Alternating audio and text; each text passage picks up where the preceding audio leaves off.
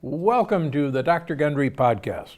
So lately I've been hearing from a lot of people asking me the same question. Dr. Gundry, should I go vegan? Well, as I discussed in the longevity paradox, there is scientific evidence that some vegans do live longer than their non-vegan counterparts. But does that mean that you need to go vegan to live a long, healthy life? Well, on today's episode of the Dr. Gundry podcast, I'm going to try and answer that question. So stick around, because I'm also going to discuss the dangers of a vegan diet, how you can get the benefits of veganism without giving up your favorite foods, and why some of my least healthy patients, when they first see me, are actually the vegan ones. So stick around, you don't want to miss this one. Okay. Real briefly, what is a vegan diet? I can't tell you the number of people who meet me and describe themselves as, well, let's just use an example. I'm a vegetarian. I only eat chicken and fish. Seriously, I hear this all the time. That's not a vegetarian. I'm a vegan. I only eat eggs and milk. No, that's not a vegan. That's a vegetarian who's a lacto-ovo-vegetarian. A pescatarian is someone who just eats fish as their source of animal protein. So a vegan forgoes all forms of animal protein, whether it's eggs, whether it's milk products, dairy, whether it's chicken, fish, meat in terms of beef. So that is a vegan. Okay, so why does cutting down on animal protein seem to have such big longevity benefits? Well, most of the research centers around something that I talk a lot about, but we're going to talk about it again. There is an energy sensing molecule called mTOR, little m, capital T, capital O, capital R, that's present as a sensor of how much energy is available for that organism. And originally we thought that mTOR was only in mammals. It turns out that mTOR is in all living things as far as we can tell, even little worms. And it senses not only the sugar available, but also protein available. And it's so sensitive that it's far more sensitive to certain amino acids. And most of those are the branched chain amino acids. Some people know them as BCAAs. And this is leucine, isoleucine. It's also sensitive to methionine, another amino acid that's very present in animal protein. And when it senses the building blocks of making cells, it tells the cell, hey, we got plenty of energy, let's make some more cells. If it doesn't sense the presence of these proteins and sugars, it says, uh-oh, times are rough, and we should hunker down. We should try to protect all of our essential workers and let everything else go by the wayside to try and stay alive until the next time food arrives. And quite frankly, your cells don't know from day to day when food's going to arrive normally. And just as a plug for the energy paradox, believe it or not, one of our problems in our society is that we are overfed and undernourished at the cellular level. So stay tuned for that. Okay, so back to mTOR. So we know that people who have mTOR that's highly stimulated will make a hormone called insulin-like growth factor. There's a very important word there, growth factor. And the other important word is insulin-like. It behaves like insulin. And insulin is also a growth hormone.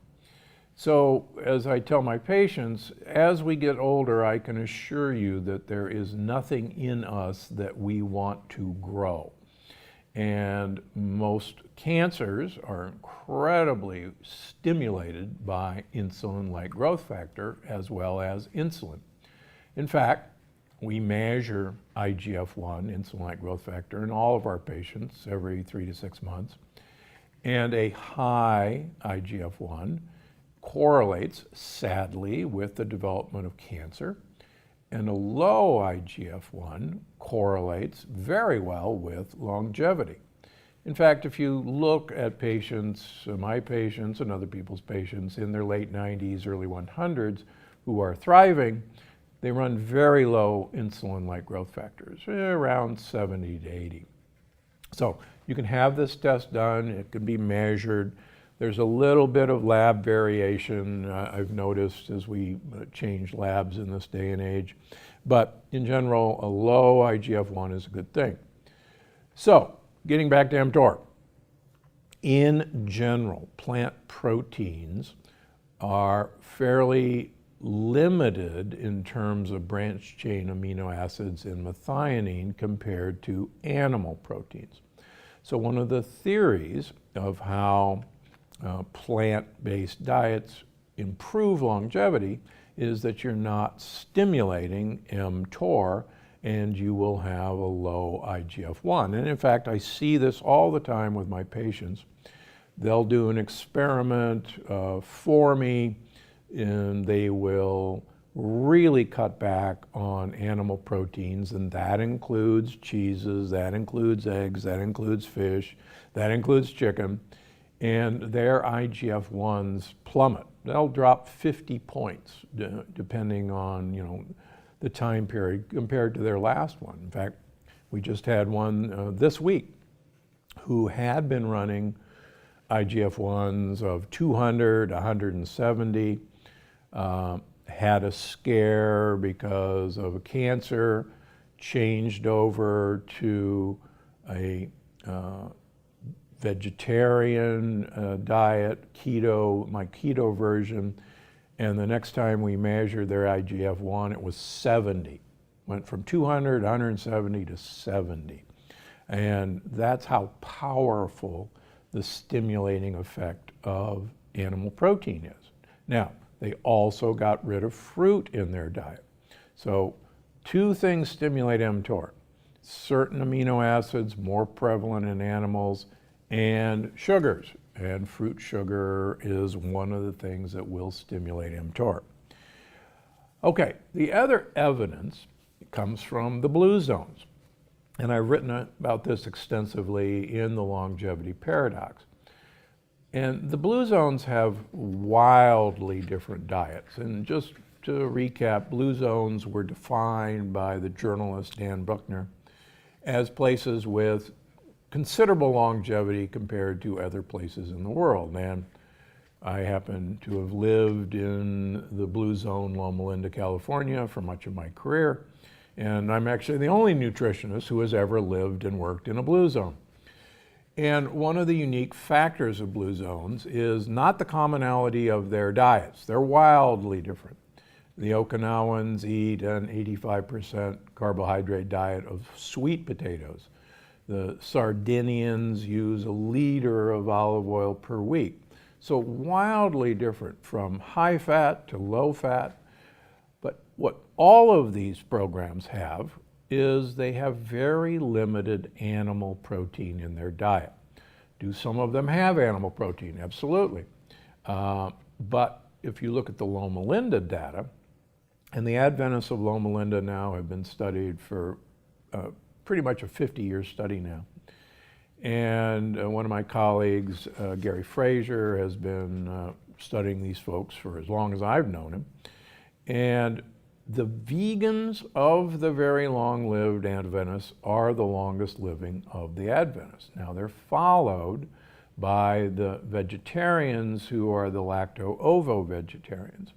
They're followed by the cheaters, as the way they call them in the Adventist Society, who eat fish or chicken.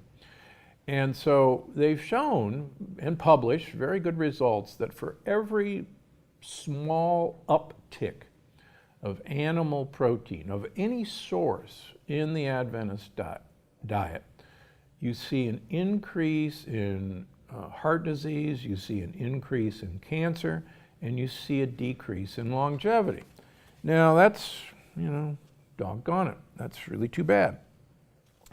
There's another factor that I think bears mentioning. It's controversial.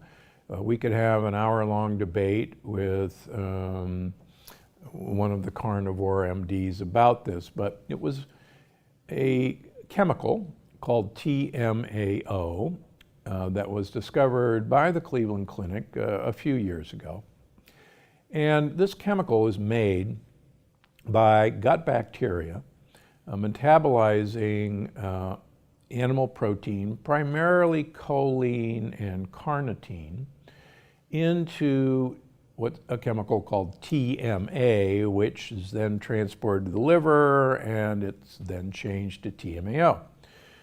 There's a great deal of literature, primarily from the Cleveland Clinic, that elevated TMAO levels correlate with severity of coronary artery disease, with severity of hypertension, with damage to blood vessels.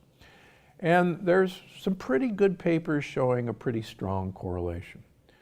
Now, the Cleveland Clinic found that vegans do not, in general, have elevated levels of TMAO for two reasons. Number one, they lack a bacterial population that manufactures TMAO. And they even proved this by getting some vegans to actually eat animal protein. And they, in fact, did not generate TMAO. So there is a bacterial community, if you eat a vegan diet, that is protective from making TMAO. Now, to the Cleveland Clinic's credit, some of the researchers said, well, now wait a minute. The Mediterranean diet has a remarkably low coronary artery disease rate, and yet the Mediterranean diet has fish, it has eggs, it has cheeses, it has salamis, there's meat eating, what gives? So they found that there is a compound in some olive oils, balsamic vinegar, and in red wine that is called 3,3,1-dimethylbutanol that paralyzes the bacteria that make TMAO from animal protein. It doesn't kill them, but it paralyzes the enzyme systems. And so they believe, and I think they're correct, that the reason the Mediterranean diet can have these animal products is that the olive oil, the balsamic vinegar, and the red wine in that diet have changed the bacterial ability to make TMAO. And so if you wonder why I have a lot of olive oil and balsamic vinegar and red wine, I'm paralyzing my bacteria so that I don't make TMAO. Okay, so far so good. Now, unfortunately, recently it was discovered that some deep water fish have TMAO already in their flesh. Now, this threw a real monkey wrench into the Cleveland Clinic's claim that TMAO is bad for you, because fish eaters in general have better health than red meat eaters. And if fish eating raises your TMAO, that would seem to be a very bad thing. So interestingly, to save face, the Cleveland Clinic, when they measure TMAO, ask you to abstain from fish eating for 48 hours before the test so you don't screw up the reading. And as I tell my patients, well, if TMAO is bad for you and you're eating fish, wouldn't you want to know what your TMAO level is? So long story short is the jury is still out. There's a recent paper that suggests that TMAO may actually dilate blood vessels. So stay tuned. And by the way, I have 2 lifelong vegan patients in their 70s who have ungodly high TMAOs, and the Cleveland Clinic can't figure it out. We've tested them multiple times, and they are vegans with high TMAOs. So stay tuned. Are there other benefits to a plant-based diet? When you see the energy paradox, you're going to find out that We have a class of bugs that are really good bugs, I call them gut buddies, who absolutely positively love soluble fiber and fiber in most vegetables and in some fruits, that they convert into a host of incredibly important what are called short-chain fatty acids. The most famous one is butyrate. And as you're going to learn in the energy paradox, butyrate may be one of the most important compounds that you can possibly have and generate. And it's good for your brain, it's great for your mitochondria, it's incredibly protective to your cells, and it's what's called a signaling molecule. It actually tells all of your cells, all of your mitochondria, that things are going great down in the engine room, down in your gut, and that, carry on and do great things. It's also a great energy producing substrate that your mitochondria can use and your brain can use. So, long story short, the more butyrate generating bacteria that you have, and the more you give those bacteria fiber in plants, the better off you are. Also, there are some incredibly important compounds in the cruciferous vegetables and the allium family, like garlic and onions and leeks, that make hydrogen sulfide. Now everybody goes, wait a minute, hydrogen sulfide, that's a poisonous gas. Well, and by the way, hydrogen sulfide is the rotten egg smell. It turns out that hydrogen sulfide follows a hormetic curve, and if you've read any of my books, hormesis is best defined by Nietzsche's famous expression, that which doesn't kill me makes me stronger. So exposure to small amounts of what might otherwise be poisonous or toxic is actually beneficial to an organism. And we found that in these hormetic compounds, none is not good, some is great, and a lot is really bad. And it's finding this sweet spot, what I call the Goldilocks effect in the energy paradox, of these compounds that really make the difference. And it turns out that hydrogen sulfide is an incredibly important gaso messenger. And boy, are you going to learn about gaso messengers in the energy paradox. So lots of really, really good reasons to eat plants and plants that have soluble fiber. As many of you have heard, the chicory family is one of the best sources of soluble fiber you can get. I happen to have my artichoke socks on today. If you're watching on video, artichokes are a phenomenal source of soluble fiber. I've got my carrot tie on today, and raw carrots are actually another great source of fiber. Please don't cook them because the sugar comes out. Okay, next question. Okay, this is a great question. So if vegan diets are so beneficial, why isn't everyone a vegan, including most of our ancestors? So that's another really great question. Let me give you, I've talked about this personal example. My wife and I were raw vegans for 9 months. I can tell you that I think both of us had the best health we ever had in our lives, but it was virtually impossible to sustain. And in fact, almost all raw vegan chefs, and I know a lot of them, eventually stop being raw vegan chefs. Multiple reasons. Number one, I travel a lot up until COVID-19, and getting off a plane, renting a car, going to a grocery store or a health food store and buying bags and bags of lettuces and vegetables and carrying them to my hotel room and praying there was a refrigerator is a pain in the neck.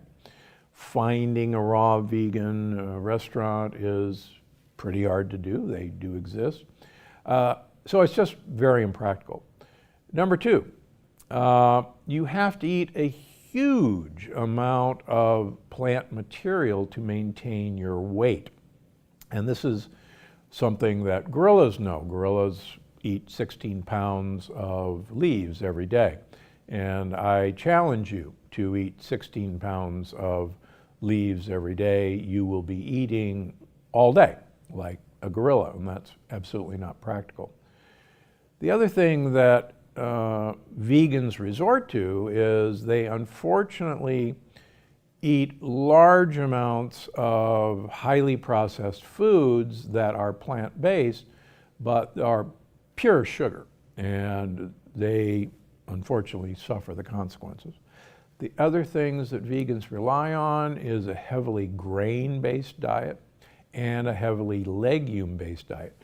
Somewhere, someone got the idea that we can't get all the amino acids we need without adding legumes to our diet. We can meet all of our amino acid requirements without adding rice or wheat or legumes to our diet. There's plenty of other sources. There are nutrient deficiencies that we see in my vegan population that has been documented before. B12 is not readily available. We have to manufacture it from precursors by mostly our gut bacteria, and vegans do a horrible job of manufacturing vitamin B12. So in general, vegans have to supplement with a methylcobalamin to have an adequate B12. Choline. Choline is present in eggs. Most people think of eggs as a great source of choline. Choline is an incredibly important phospholipid that manufactures one of the most important communication chemicals in our brain called acetylcholine. And most of you know about acetylcholinesterase inhibitors, which are used in treatment for dementia, among other things. But choline is incredibly important for brain communication. And in general, vegans have very low levels and very low intake of choline. Recently, it's been discovered that vegans have very low levels of creatine. Now, many people know creatine from the bodybuilding lore. Creatine increases muscle bulk, but creatine is also an incredibly important component of the brain. And there have been very good studies that show that vegans have very low levels of creatine in their brain, and creatine supplementation in vegans will restore those levels to normal. And I think it's one of the not well-known consequences in brain health in vegans. Now, speaking of brain health, most vegans are under the mistaken impression that they can get their omega-3 fats from, for instance, flaxseed oil, which is an omega-3 fat. And they will manufacture the essential long-chain omega-3 fats from the short-chain omega-3 fat that's in flaxseed oil, which is alpha-linoleic acid. Unfortunately, we have a horrible, horrible system for combining short-chain omega-3 fats into long-chain omega-3 fats. And that efficiency is only about 5%. And when I first see my vegan patients and measure their EPA levels and their DHA levels, they're woefully inadequate. In fact, almost all vegans that I see who eat a ton of flax seeds, drink flaxseed oil, take flaxseed oil capsules, do not have an adequate omega-3 index. Now, I've talked about this in the longevity paradox. Our brain is about 70% fat, and half of the fat in our brain is DHA, that long-chain omega-3 fat. If you look at people omega-3 index, which looks at 2 months of EPA and DHA in our blood, people as they age who have the lowest omega-3 index, and I'm talking to you vegans, have the smallest brains, the most shrunken brains, and the smallest areas of memory, the hippocampus. And people who have the highest omega-3 index have the largest brains and the largest areas of memory. So what do? Well, the good news is there is now algae-based DHA and even algae-based EPA available. So there's actually no excuse not to get adequate levels of DHA in you, even if you are a vegan. So my recommendation is to try and get 1,000 milligrams of DHA per day. And it's easy to do with capsules. You'll read the label. The milligram on the front doesn't tell you what the DHA is. You got to look on the back. So get 1,000 milligrams. And stay tuned, because I've been doing some exciting research about another long chain omega-3 called DPA, and we'll be having an exciting announcement about DPA very shortly. Okay, now I mentioned in the introduction that some of my least healthy patients, when they first come to see me, are vegan.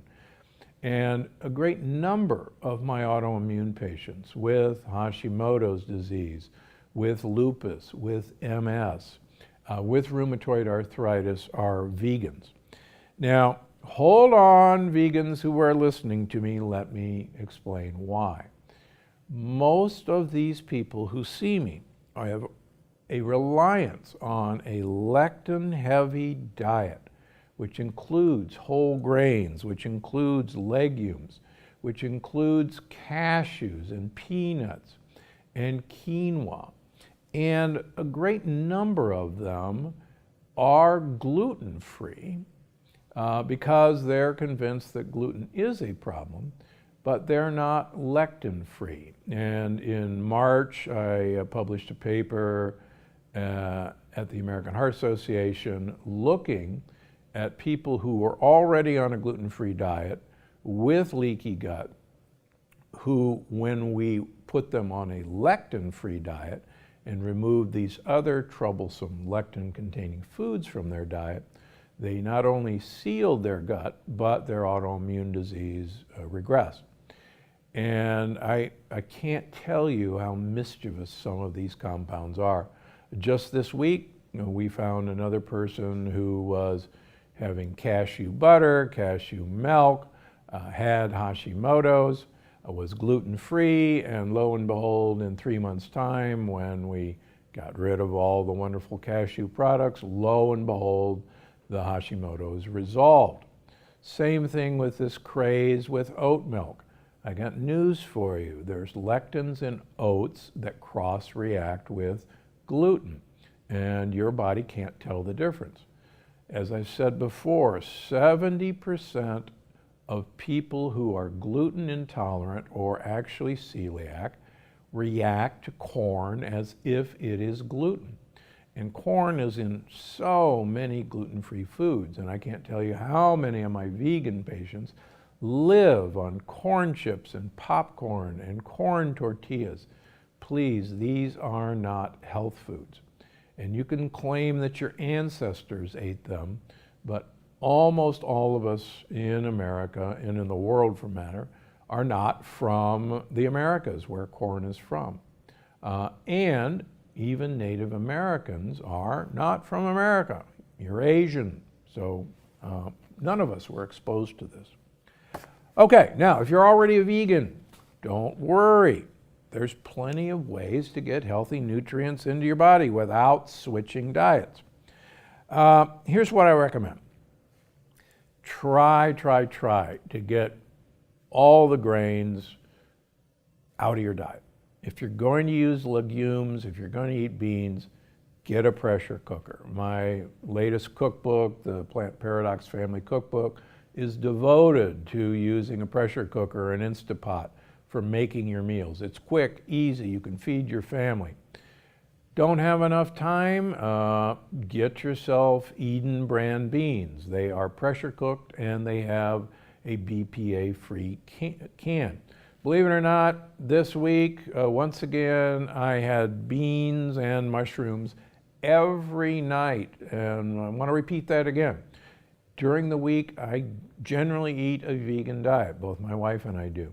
And about every other week, it'll be beans every night. So Dr. Gundry is not against beans. I'm against beans that haven't been treated properly. Beans are some of the best fiber-containing foods. It's just that they're some of the best lectin-containing foods that you can eat untreated. Tempeh is a great choice. It's fermented soy, but I'll tell you, when I wrote The Plant Paradox, tempeh was pretty available without added grains. Now, for some obscure reason, almost every tempeh I find in all the stores, and I'm always searching every store I go into, have some added grain in them. So please be careful. If you can only find one with a grain, find the one with white rice. That's going to be the safest of a bunch of bad choices. You do not need these for protein, but if you're convinced you have to have some seed-based protein, there's plenty of protein in hemp powder, there's plenty of protein in hemp seeds, there's plenty of protein in nuts, and there's plenty of protein in mushrooms. So there's lots of options for protein. If you're a vegan, please, please, please get yourself some methylcobalamin, put it under your tongue sublingually, and please get algae-based DHA. Do your brain a favor. And I would highly recommend getting a creatine supplement. There are vegan sources of creatine. You won't break the rules by taking creatine. Okay, now I promised in the beginning there is a way to get all the benefits of a vegan diet without being a vegan. And I've written about this in The Plant Paradox, in The Longevity Paradox. I've done an entire podcast lecture on this. And if you really want more details, go to podcast episode number 104, all about the fasting mimicking diet, the vegan fasting mimicking diet. Now, this diet and this research was done by my colleague and friend, Dr. Walter Longo from the USC Longevity Gerontology Center.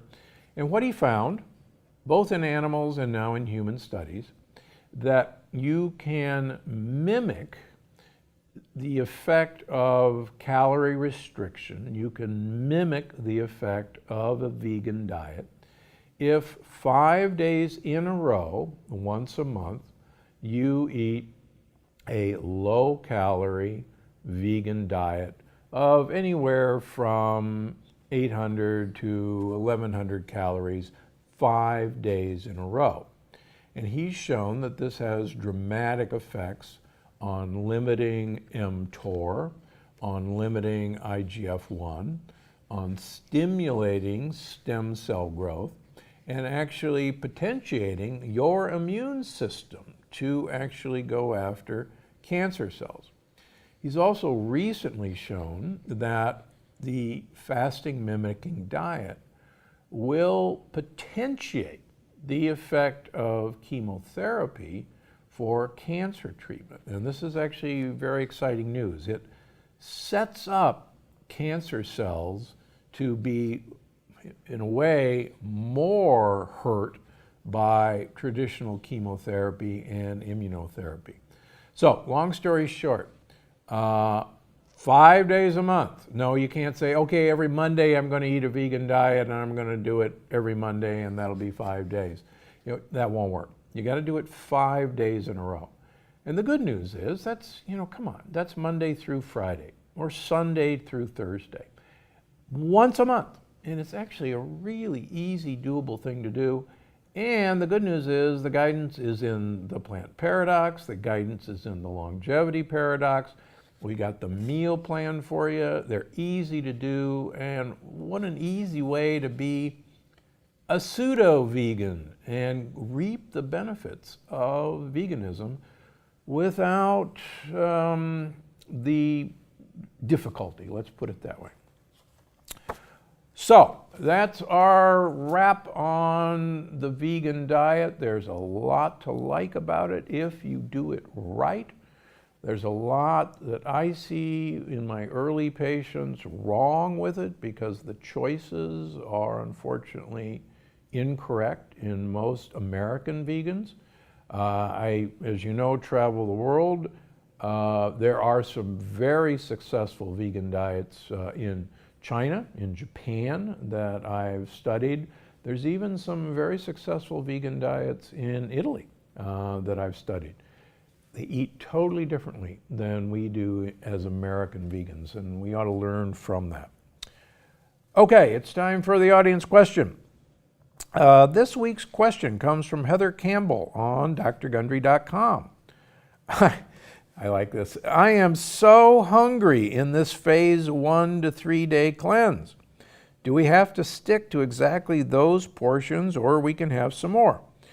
Well, actually, if you read the fine print, it says that here's some snack options for when you really get hungry. But as you're going to learn in the energy paradox, and as I tell all of my patients, particularly early on in these programs, I want you to embrace the hunger. We actually have been conditioned that if we are hungry, there is something horribly wrong. And I can tell you from the energy paradox that hunger is one of the most useful things that's actually been taken away from us because big food companies have brainwashed us into thinking that hunger, even a little stomach growling, is something to be avoided at all costs. And I assure you our ancestors were hungry. And we're hungry for a great deal of time. And it actually helped them survive, and you're going to find out you're going to get more energy by embracing the hunger than feeding yourself during those times. And you're going to be shocked for why that is. So, if you just can't make it through, as I told you before, nuts are still one of the best ways to get through this period. Have a half an avocado. It'll work great for you. Make yourself a small salad. Have some crudities. There's lots of options, and they're actually in that part of the book. So embrace the hunger, and you'll get through the 3 days. Okay, now it's time for the review of the week. This week's review of the week comes from Heather Carlsberg on YouTube, who writes, I am so beyond grateful and appreciative for you, Dr. Gundry! Exclamation marks. The information you provide and share consistently and freely is phenomenal, life-changing, and health-transforming. So appreciative for you, and I tell everyone I know and new people I connect with all about your work, the plant paradox, and all your Dr. Gundry YouTube videos. Well, thank you very much, Heather. That's why we do this. That's why I take time out of my busy patient schedule to make time for you. Because, as you know, I'm Dr. Gundry, and I'm always looking out for you, Heather, and everybody else. That's it for today. See you next week.